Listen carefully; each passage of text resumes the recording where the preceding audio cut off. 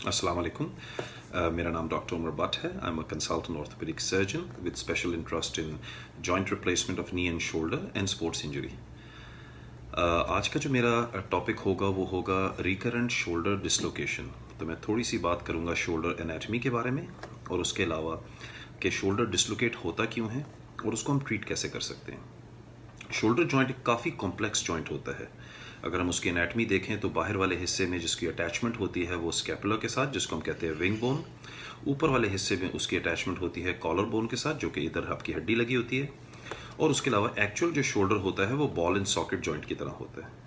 Shoulder की movement इतनी ज़्यादा, मतलब बहुत ज़्यादा 140 से 180 डिग्री रोटेशन इसलिए अचीव होती है इसलिए कि जो शोल्डर का गोला है, जिसको आप कहते हैं ह्यूमरल हेड, उसका साइज सॉकेट से बहुत बड़ा होता है।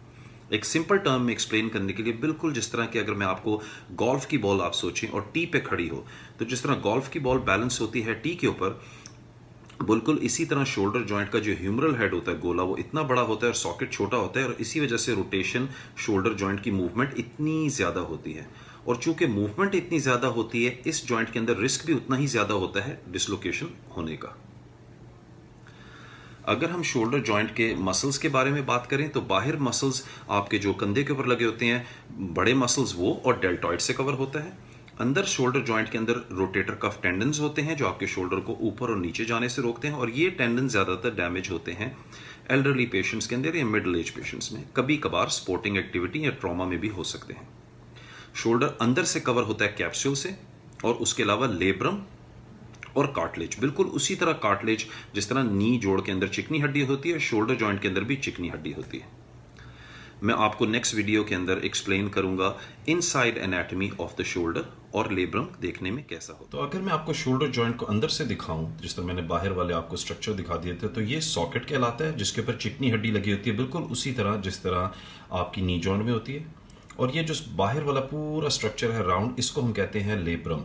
और ये लेब्रम है जिसके ऊपर आज हम ज़्यादा फोकस करेंगे और डिस्कस करेंगे। ये लेब्रम प्रिवेंट करता है आपके जोड़ को बाहर निकलने से, और यही डैमेज होती है ज़्यादातर जब शोल्डर जॉइंट अपनी जगह से। अब जिस तरह मैंने आपको पिक्चर्स के अंदर दिखाया अंदर से anatomy of the shoulder joint, अगर मैं इसमें आपको मॉडल में दिखाऊं शोल्डर जॉइंट के क्रॉस सेक्शन में, तो आप गौर से देखें कि शोल्डर का जो सॉकेट होता है उसके बाहर जो झिल्ली लगी होती है उसको हम कहते हैं लेब्रम, और अंदर वाले हिस्से में चिकनी हड्डी होती है, और जोड़ के अंदर वाले इस हिस्से में भी चिकनी हड्डी होती है।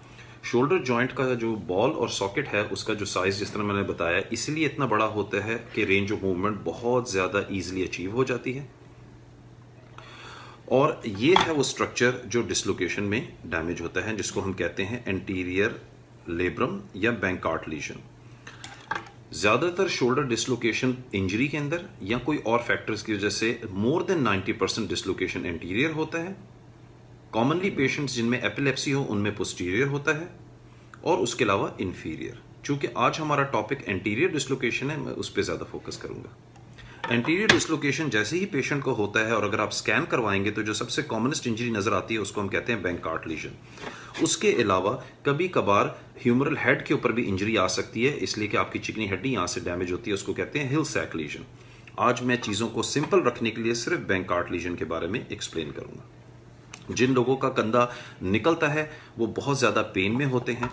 Patient majority of the time अपना शोल्डर खुद रिड्यूस कर लेते हैं या उनकी कोई हेल्प करता है जहां वो इंजरी हो। आइडियली ये नहीं करना चाहिए, उनको स्पेशलिस्ट के पास या हॉस्पिटल लेके जाना चाहिए। जब आप हॉस्पिटल पहुंचते हैं तो डिसलोकेटेड शोल्डर को अंदर थोड़ा सा सेडेशन या हल्की लाइट बेहोशी में रिड्यूस किया जाता है, और उसके बाद आप पेशेंट्स को स्लिंग में डाल देते हैं। यंगर पेशेंट्स के अंदर अगर एक दफ़ा शोल्डर डिसलोकेट हो गया है, और जितनी उनकी यंग एज है उतना रिस्क ऑफ रीडिसलोकेशन बढ़ जाता है। जितनी आपकी एज यंग होगी, और अगर आपका डिसलोकेशन फर्स्ट टाइम हुआ है और आपने उसको प्रॉपर ट्रीट नहीं किया, और आपका अगर डिसलोकेशन सेकंड टाइम हुई है, तो आप कैरी रिस्क करते हैं मोर देन 90% बार बार डिसलोकेट करने का।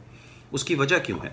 इसलिए कि अगर आपका लेब्रम, जो कि ये वाला बम्प है जो आपके शोल्डर को बाहर निकलने से रोक रहा है, अगर वो अपनी जगह से हिल चुका है, तो जितनी दफ़ा आपका शोल्डर एक स्पेसिफिक पोजीशन में या रात में सो रहे हैं या किसी ने आपको धक्का दिया जोर से, तो आपका शोल्डर बाहर निकल आता है।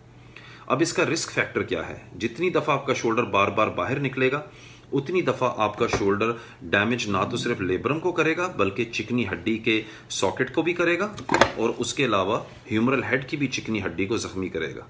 और 8 से 10 साल के अंदर ये चिकनी हड्डी का डैमेज होना या आर्थराइटिस होने का रिस्क कैरी करता है पेशेंट। मैं आपको नेक्स्ट वीडियो के अंदर MRI स्कैन और उसके अलावा पिक्चर के अंदर एक्सप्लेन करता हूं कि बैंकार्ट लीजन होता क्या है।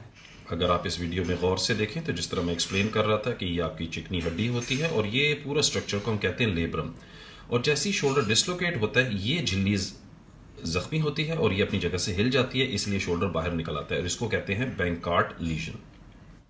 अगर मैं आपको MRI स्कैन जो कि गोल्ड स्टैंडर्ड है, जिन लोगों का बार बार कंधा निकले तो उसमें क्या चीज़ नज़र आती है, ये है आपका गोला जिसको हम कहते हैं ह्यूमरस, ये है आपका सॉकेट जिसकी मैं बात कर रहा था। तो अगर आप गौर से देखें तो देखें गोला हमारा कितना बड़ा होता है जिसको हम कहते हैं ह्यूमरस, और सॉकेट कितना छोटा होता है। ये आगे झिल्ली लगी होती है जिसको हम कहते हैं लेब्रम, और ये MRI स्कैन के अंदर क्लियरली नजर आएगी कि ये डैमेज हुई हुई है।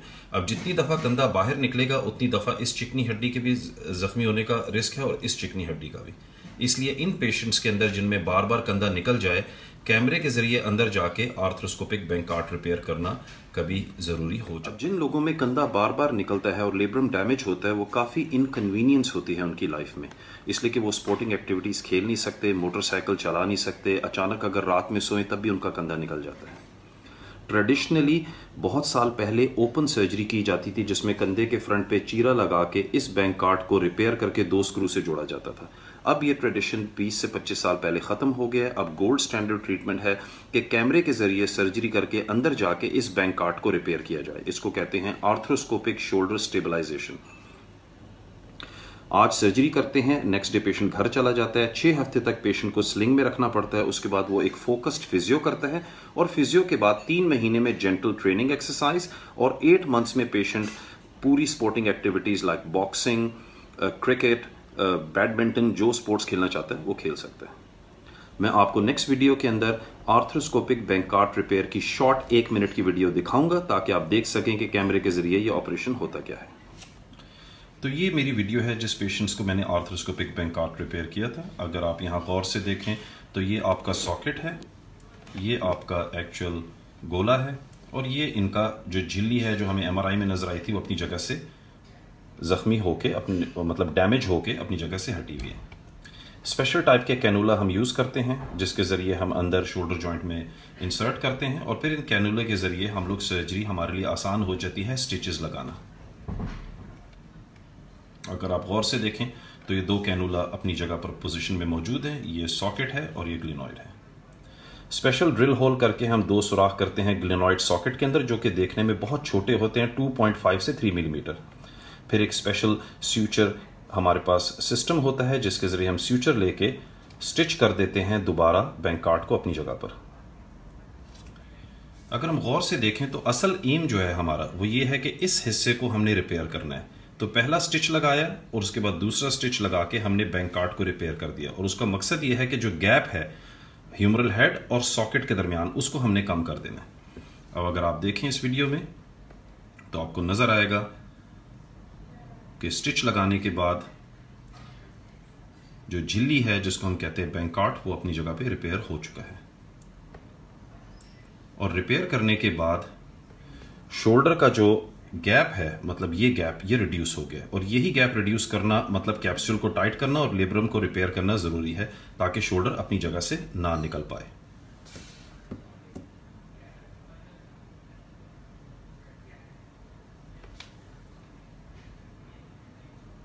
और आप देखें कि ये नहीं निकल पा रहा,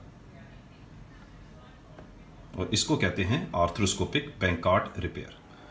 ये सर्जरी ज़्यादातर जनरल एनेस्थीसिया में की जाती है और मैं पेशेंट के शोल्डर में ब्लॉक लगाता हूं जिससे उनका हाथ नम हो जाता है। सर्जरी को टोटल टाइम 35 से 30 मिनट्स में ये पूरा ऑपरेशन हो जाता है। 2 सुराख से सारी सर्जरी कंप्लीट होती है, एक छोटा सा सुराख यहाँ एक पीछे, और सर्जरी के 2 से 2.5 घंटे बाद पेशेंट वार्ड में होता है। नेक्स्ट डे पेशेंट घर चला जाता है। सक्सेस ऑफ सर्जरी डिपेंड करती है आपके पास कंप्लीट इक्विपमेंट की अवेलेबिलिटी, एक्सपीरियंस, और उसके बाद पोस्ट ऑप फिजियोथेरेपी करना बहुत ज़रूरी है। 6 वीक्स तक स्लिंग पहनाने का मकसद इसलिए होता है कि पेशेंट के स्टिचेस हील हो जाएं, लेकिन पेशेंट स्लिंग उतार के अपनी हल्की exercise with in next 48 hours में शुरू कर देता है। आई होप कि आपको ये वीडियो अच्छी लगी हो और इन्फॉर्मेटिव लगी हो, और इंशाल्लाह इस तरह की और बहुत सी वीडियोस मैं फ्यूचर में पब्लिश करता रहूँगा। Thank you very much.